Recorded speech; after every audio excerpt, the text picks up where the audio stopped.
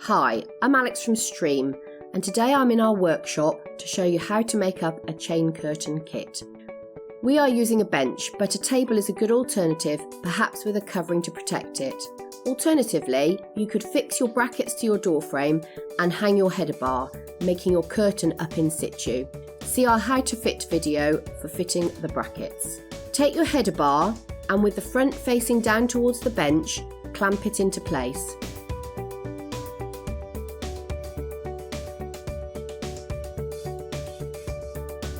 Hook the tape measure onto the top of your header and run it out to the required overall height of your curtain.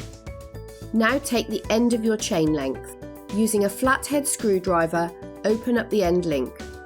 Hook it onto the header bar next to the tape measure. When you hook the chain onto the header, do so from the bottom upwards. Run the chain link out to the required length. The link may not finish exactly on your measurement, so you will need to decide whether to finish longer or shorter.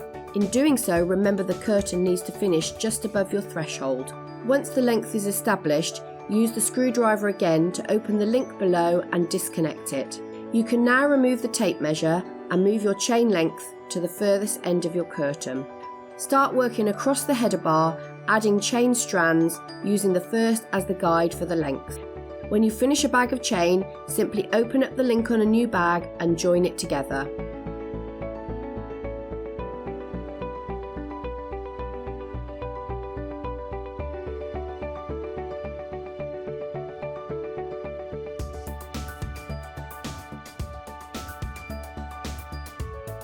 Once you've hooked on all the lengths, close up the top links by pinching together with your fingers or using a pair of pliers.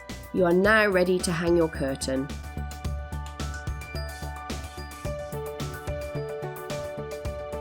I hope you found this video helpful. There's plenty more information on the product page of our website, but if you do have any questions, please don't hesitate to get in touch. We are more than happy to help.